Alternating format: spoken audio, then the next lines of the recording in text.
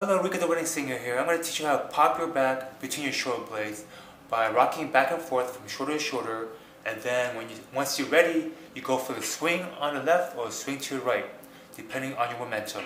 And this is how you do it. You lay on the floor with your hands behind your neck, like so. Swing back and forth, and then once you're ready, just go for it.